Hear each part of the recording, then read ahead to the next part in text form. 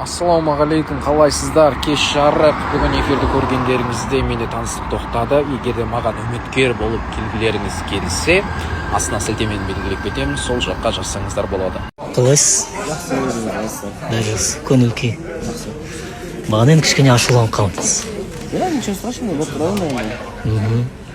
Жалпы Мадина қалай? Жақсы шүкір. Таныстық жалғасып жатыр, иә? Сөйлесіп жатырмыз. Ертең ортаға келген кезде барлығына жарымыз. Енді бір-біріңізге деген реніш жоқ, тіпті жоқ қой, әлде енді? Жалпы негізінде реніш болған жоқ бір-бірімізге. Ортада көрдіңіздер ситуация қалай болып кеткенін. Сондықтан ойлаймын, ол жерде жаңағы реніш деген заттар қатты сияқты. Демек, қыз бен жігіт болғаннан кейін онда кейде түсініспеушілік болып тұрады, иә? Ойын бір жерде шықпай қалатын заттар болады. Сондықтан оның барлығы шешілетін нәрсе бар. Түсінікті. Мерей, енді жалпы ортада аян отыр, не ойлайсың бұл ситуацияда? Енді мен басында да бір пікір болды ғой, кино деген сияқты. Сол пікірде әлі қаламын негізі. Кішкене бұл екеуі кішкене шынайы болып басталған сияқты болып еді, бірақ кешегі ситуациядан кейін кино екеніне тағы да бір сенімім ұялады да. Неге? Себебі кеше енді бұл гүлді бірінші шығарды. Мадина таныстық тоқтайды деген кезде гүлді бірінші шығарды да. Ол жерде гүл вообще гүлді ұмытып кету керек еді да. Ол ситуация егер де реально махаббат болатын болса, сол жерде жоқ, Мадина, сен не айтып жатсың деген сияқты. Значит, бұлар ақылдасып алған, біз танысып бәрібір тоқтатамыз деген сияқты.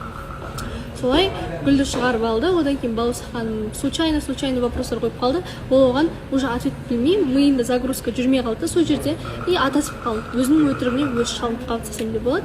Сол пікірден Түсінікті. Мен де қатты сөйлегім білесіз ғой, иә? Істесем Балаусахан кешірім сұрайды. Негізі жаңағы қатысуша бір мен осы жерден тойдым. Ат кетіп жатсың бека. Жалғастырамыз жігіттер, сабыр. Кезекті бір қойылымы деп ойлаймын. Неге? Негізі күтпеген жерден Мадина таныстықта тоқтатамын деп айтып қалған сияқты. Жаңа айтып жатыр ғой, енді жақсы жағын да ойлап қарайық деп. Сонда бір жақсы жағын былай ойлап қарауымыз керек па? Достар, жаман ойламайық. Мүмкін екеуі бір-бірінің өтіріктері ашылып қалмас үшін жылы жауып таныстықты тоқтатқысы келген шығар деген жақсы вариант па? Мен түсінген жоқпын негізінде.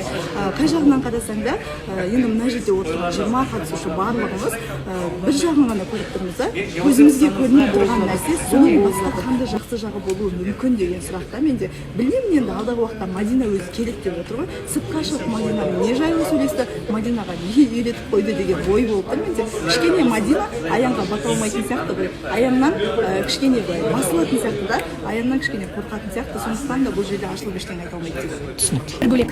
Атаман? Мына жерде бар ғой, енді барлығы Аянның құрастырылған сияқты болып тұр. Ол өйткені 2-3 апта көрінбей қалды ғой, олар тыныш болып қалды, Аян көрінбей қалды, Аян мына жерде вообще студияда тыныш болып қалды. Сондықтан мүмкін статистикасы кішкене түсіп қалды, мүмкін грандиозный бір нәрсе құрастырып жатыр ма. Сондықтан да кешегі болған жайттың өзі бір пландап құрастырылған зат секілді көрінеді маған. Подогрев? Иә. Ол деген өйткені қазір қайта кеше Аянның аты аталды, бүгін Аянның аты аталды. Оның алдында Аян мен Мадина ұрысып қалған кезде Аянның аты аталып жатыр ғой мына жерде. Қайта адамның аты аталған сайын халық адамды көбірек қызығырақ қылдырып қарай бастайды.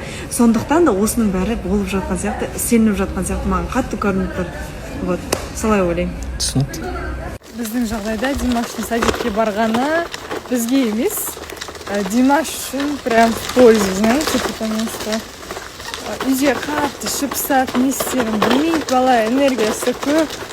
В общем, сондай обычно видеоларды көретін едім, мамасы садикке баласын тастап қимай, сондай бірдеңе болып жататын видеоларды көріп, өзіме солай представляла первый поход в садик. А сейчас, пока мама деді, такие топ, меня бросили.